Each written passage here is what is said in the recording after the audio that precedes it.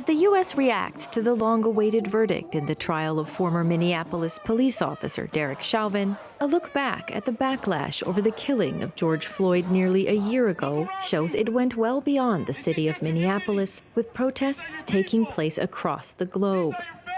You stayed on there 2 more minutes and 46 seconds after he passed. So you really wanted him all the way dead. So that's why everybody is so mad at this whole situation. The viral video of 46-year-old George Floyd's death sparked up to 26 million people participating in protests across the U.S., making them the largest in American history. While the majority were peaceful, demonstrations in some cities escalated into riots and looting, with curfews imposed in 200 cities.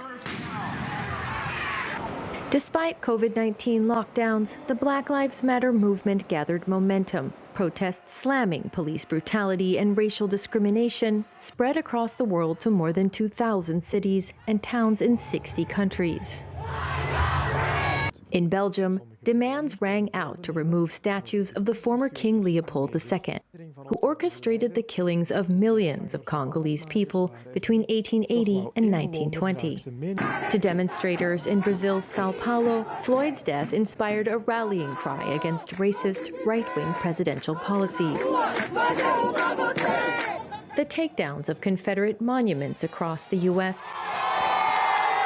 even inspired UK activists to dump the statue of British slave trader Edward Colston into Bristol Harbor. In Syria's Idlib province, artist Aziz Asmar painted a portrait of Floyd on a bombed building, highlighting the misery of oppression by a brutal regime.